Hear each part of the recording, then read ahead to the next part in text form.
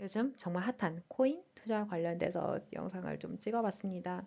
지금 코인으로 투자한 지는 한 3년 정도 된 것 같고요. 2021년 초반부터 했던 것 같아요. 일명 정말 상승장 때 시작을 했고, 초반에 수익을 보고 그게 내 실력인 줄 착각하고, 많은 손해와 실패를 겪고, 지금까지 이걸 다행히도 놓지 않고 여러 가지 사이클과 사건을 겪으면서 좀 알게 됐고요. 저는 뭐 코인을 이렇게 심각하게 심도 있게 파고 들었던 사람은 아니고 그렇게 파고 들었던 사람이 제 옆에 있기 때문에 그 사람을 통해서 제가 이해한 부분들 그리고 정말 초보 특히나 제가 여자친구들이라든지 그다음에 저희 친척 여자분들에게 설명을 하다가 느낀 부분들을 이제 좀 뽑아가지고 쉽게 설명하려고 이렇게 영상을 만들었습니다. 기본적인 내용들 주식이랑 비교해 보는 거, 그다음에 지금 왜 이렇게 코인이 핫한지, 왜 관심을 가져야 되는지 이런 것들 관련돼서 말씀을 드릴 거고요. 코인 시장은 우리나라 시가총액보다 훨씬 더 커졌어요. 뭐 어찌 보면 당연할지 모르겠어요. 전 세계적으로 참여를 하니까. 코인은 2008년도에 있었던 그 서브프라임 모기지 사태를 본 사토시 나카모토라는 사람이 어떤 정부라든지 은행이라든지 이런 것을 거치지 않고 개인과 개인의 지갑을 직거래를 이용을 하고 그리고 화폐의 인플레이션을 막고 거래 신뢰도와 보안성을 확보하기 위해서 만든 것으로 알고 있어요. 그렇다면 블록체인, 크립토커런시, 암호화폐, 코인 이게 참 다 뭐냐? 다 똑같은 걸로 알고 계신 분들이 있는데 제가 그러니까 잘 모르는 분들께 설명한 방식인데요. 사람들을 모아놓고 장부를 만들려고 해요. 예를 들어서 종이에다가 종이 이름도 만들고 스프링도 끼우고 이런 식으로 어떠한 장부 구조를 만들려고 합니다.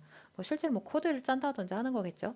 그걸 블록이라고 얘기를 하는데 그 블록을 제일 먼저 만든 사람 이 손을 번쩍 들어요. 이게 뭐 물론 선착순이지만은 않은 걸로 알고 있는데 근데 그거를 잘 만든 사람, 뭐 제일 먼저 만든 사람의 이 손을 들면 그 사람에게 보상으로 주어지는 게 암호화폐, 비트코인입니다. 그럼 블록체인은 뭐냐? 이들이 만들고 있던 이 장부를 연결한 것이 블록체인이에요.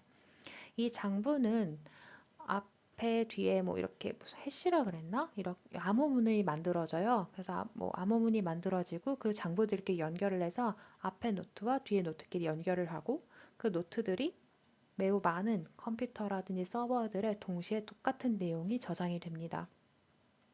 그래서 예를 들면 A라는 사람과 B라는 사람이 서로 거래를 했어요. 비트코인 1 비트코인을 거래를 했다면 그 거래 이전한 기록이 장부 하나에 적히게 되고 그 모든 서버에 있는 장부 하나에 동일하게 적히게 됩니다. 그래서 이 한 컴퓨터라도 해킹이 되더라도 나머지 컴퓨터들이 다 살아있기 때문에 모든 컴퓨터를 동시다발적으로 해킹하는 건 현실적으로 불가능해요. 그렇기 때문에 보안성이 매우 높고요. 그리고 신뢰도가 높습니다. 이 오픈소스라고들 표현하나요? 누구나 A랑 B가 1 비트코인을 거래했다라는 걸 볼 수 있어요. 우리는 지금 은행에서 A라는 사람이 B라는 사람에게 1,000만 원을 이체를 했다고 한들 은행에서도 개인정보라면서 확인을 시켜주지 않죠. 하지만 이 블록체인 상에선 누구나 다 볼 수 있습니다. 단지 A라는 지갑과 B라는 지갑의 주인이 누군지는 몰라요. 이것과 관련된 건 더 그레이 비트코인이라는 오태민 작가님 책 한번 보시면 되게 많은 도움 받으실 거예요. 이렇게 거래를 주고받는 데 있어서 트래픽이라는 거가 발생이 되는데 저희 보통 뭐 수강 신청한다든지 아니면 어떤 세일한다든지 쿠폰 같은 거 특정 시간에 딱 오픈하면 동시에 접속하게 되니까 느려지잖아요. 암호화폐도 마찬가지예요. 동시에 많은 사람들이 서로 거래 신청을 하게 되면 A랑 B가 거래를 하고 C랑 D가 거래가 하고 미국에서 한국 거래하고 이렇게 서로 상관이 없는데 동시다발적으로 하게 되면 이 서버에 좀 과부하가 걸린다고 보시면 돼요. 근데 이제 그렇게 되면 수수료가 비싸집니다. 시간도 느려지는데 돈은 더 많이 내야 돼요. 이제 이 코인계에도 금융적인 것들이 많아요. 노드, 스테이킹, 채굴, 일드 파밍, 되게 여러 가지 단어들을 접하실 수도 있는데 다 빼시고요. 내가 돈을 넣고, 그러니까 일정 투자 금액을 넣고 수익을 받는 구조라고 생각하시면 돼요. 뭐 부동산을 사가지고 월세를 받는다고 생각하시든지 배당주를 샀는데 배당금을 받는다고 생각을 하시든지 아니면 은행에다가 돈을 맡겨놓고 거기에다 이자를 받는다고 생각하시든지 어느 형태가 됐든 내가 특정 금액의 돈을 투자를 했고 거기서 발생되는 현금 흐름이 발생이 된다라고 생각하시면 다 됩니다. 그 기술적인 시스템이 좀 다르고요. 코인계 금융이라고만 생각하시면 될 것 같아요. 그러면 이제 주식과 코인을 좀 비교해서 설명을 드릴게요. 좀 크게 다른 거는 주식은 자산으로서 접근을 하고요. 코인도 자산으로 접근합니다. 단지 그 자산이 직접 화폐로서 사고 팔고도 가능해요. 달러나 외환처럼 사고 파는 자산으로서 취급도 되지만 걔가 그 자체로도 화폐 수단으로도 쓸 수 있다는 게 좀 큰 차이일 것 같고요. 여기서는 자산으로서만 비교를 한번 해볼게요. 일단은 주식은 그 회사의 주인임을 증명을 하는데요. 코인을 갖고 있다고 이 프로젝트의 주인이 되지 못해요. 비트코인을 갖고 있다고 비트코인 이 블록체인에 내가 주인일 수 없고요. BNB가 좀 설명하기 쉽겠네요. BNB는 바이낸스 코인인데 BNB를 내가 얼만큼 갖고 있다고 한들 바이낸스 거래소 회사는 주인 따로 있습니다. 그래서 그 코인과 주권에 대해서 이제 주식 좀 차이가 나고요.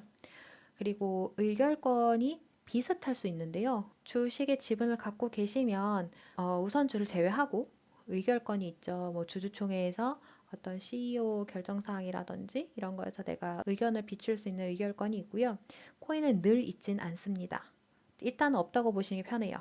보통은 이제 노더들에게만 주는 경우가 많고 의결권이 있는 경우가 적고 있더라도 방법이 조금 복잡합니다.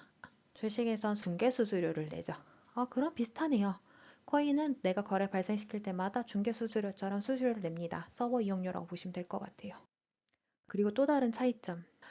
주식은 회사를 만드시면 주주가 됩니다. 하지만 이걸 만들기 위해선 그 나라, 그 나라에서 요구하는 법인을 세우는 많은 규칙을 지키셔야 하고 그 나라 내에서만 통용이 됩니다. 한국 주식은 한국 증권 시장에서만 상장할 수 있고요. 한국 내에서 거래합니다. 네, 비트코인 같은 코인 암호화폐는 다릅니다. 아무나 만들 수 있어요. 물론 기술은 필요하죠. 기술은 필요하지만 아무나 만들 수 있고 전 세계 누구나 만들 수 있고 전 세계에 누구나 거래를 할 수 있습니다. 거래소에 상장하는 거요. 바이낸스 두바이에 있었나? 코인베이스 미국에 있고요. 비썸 우리나라에 있고요. 어디에든 각 거래소에서 오케이만 하면 다 상장할 수 있어요. 탈중앙화 거래소라고도 있는데요. 거기 같은 경우는 거래소에 승인도 필요 없는 걸로 알아요. 누구나 만들 수 있고 누구나 거래할 수 있고 누구나 상장할 수 있습니다. 또 하나 거래소의 차이가 있는데요. 증권거래소 같은 경우는 미국 증시를 예를 들면 미국 장이 열렸을 때만 거래가 가능하죠. 한국 같은 경우는 9시 반부터 거래가 가능하죠. 하지만 코인은 24시간 돌아갑니다. 거래소도 24시간 돌아가요. 거래소 직원들은 특정 나라에 소속되어 있을 텐데 24시간 어떻게 돌리는지 저도 모르겠어요.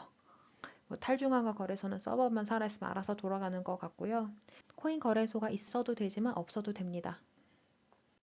그리고 주식 같은 경우는 특정 나라의 규칙에 따라서 법인을 세우고 만드는 만큼 그 나라 법 테두리 안에서 보호도 받습니다. 만약에 문제가 발생을 하면 그거에 대한 법적인 조치를 취해주는데 코인은 그런 게 없어요. 왜냐? 일단은 내가 갖고 있는 지갑이 내가 갖고 있는지 누구도 알 수가 없어요. 그거에 대해서 해킹을 했을 때의 그런 책임도 전적으로 나한테 있습니다. 그래서 코인은 지갑을 만들 때 복호화 문구, 시드 문구라고도 하거든요. 영어로는 seed, 그 씨앗이라고 쓰는 SEED 이런 시드 문구라는 게 있는데 그게 있으면 언제 어디서나 지갑을 쓸 수 있고 누구나 그 지갑에 접속할 수 있는 제일 기본적인 시크릿 키예요. 시크릿 문구예요. 이걸 잃어버리시면 그냥 그 지갑 잃어버리셨다고 보면 될 거예요. 인터넷에 적어두시면 안 돼요. 그 인터넷에 적어두는 그 자체가 해킹을 당하면 그 지갑은 내게 아니다라고 보시면 됩니다. 사진 찍어두시는 것도 마찬가지고요. 지갑 관리를 스스로 잘 하셔야 된다는 거.